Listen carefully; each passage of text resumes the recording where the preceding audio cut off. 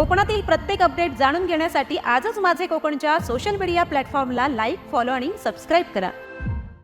सिंधुदुर्ग किल्ल्यावरील छत्रपती शिवाजी महाराजांच्या श्री शिवराजेश्वर मंदिरासाठी राज्य सरकारकडून मंजूर करण्यात आलेल्या वार्षिक निधीवरून आता वाद निर्माण झाला। मंदिरासाठी केवळ वार्षिक 1 लाख रुपयांचा निधी मंजूर करण्यात आल्याने हिंदू जनजागृती समिती आणि शिवप्रेमी संघटनांनी तीव्र नाराजी व्यक्त केली आहे। दरम्यान औरंगजेबाच्या कबरीसाठी 2022 आणि 2023 मध्ये 2.5 ते 2 लाख रुपयांचा निधी देण्यात आल्याचा मुद्दा देखील यावेळी उपस्थित करण्यात आला। शिवरायांच्या मंदिरापेक्षा औरंगजेबाच्या कबरीला अधिक महत्त्व दिलं जातं का, असा सवाल संजय जोशी यांनी उपस्थित केला। श्री शिवराजेश्वर मंदिरासाठी प्रति महिना 1 लाख रुपये म्हणजेच वार्षिक 12 लाखांचा निधी द्यावा, औरंगजेबाच्या कबरीचा निधी बंद करावा आणि सिंधुदुर्ग किल्ल्याचे सुशोभीकरण करावे अशी मागणी करण्यात आली आहे।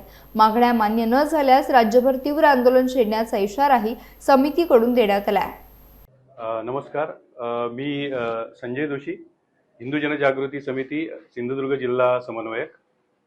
नुकतंच महाराष्ट्र शासनाने सिंधुदुर्ग किल्ल्यावरील जे छत्रपती शिवाजी महाराजांचं मंदिर आहे, श्री शिवराजेश्वर मंदिर, या मंदिरासाठी वार्षिक 1 लाख रुपयाचा निधी मंजूर केलेला आहे। मला वाटतं हा निधी जो मंजूर केलेला आहे तो अत्यंत तुटपुंजी आहे। 1970 सालापासून 250 रुपये हा निधी देण्यात येत होता, तो अगदी एप्रिल 2026 पर्यंत, आणि त्याविषयी हिंदू जनजागृती समिती आणि शिवप्रेमी संघटनांनी सरकारकडे मागणी केली होती की हा तुटपुंज निधी जो आहे तो त्याच्यामध्ये वाढ करून मिळावी। हिंदू जनजागृती समितीने उपमुख्यमंत्री माननीय एकनाथजी शिंदे यांची भेट घेतली होती आणि त्यावेळेला समितीने त्यांच्याकडे मागणी केली होती की 50,000 रुपये प्रति महिना एवढा निधी या मंदिरासाठी दिला जावा। एकनाथजी शिंदे यांनी तात्काळ आदेश दिले होते महसूल विभागाच्या सचिवांना की यावरती तातडीने कार्यवाही करावी, पण तशा पद्धतीने कार्यवाही न होता केवळ महिन्याला 8,333 रुपये एवढाच निधी मंजूर केलेला आहे। मग या जो उपमुख्यमंत्र्यांनी जो आदेश दिला होता त्याची कार्यवाही का झाली नाही महसूल अधिकाऱ्यांकडनं, हा एक प्रश्न आहे। तर याचं उत्तर निश्चितपणे त्यांनी दिलं पाहिजे।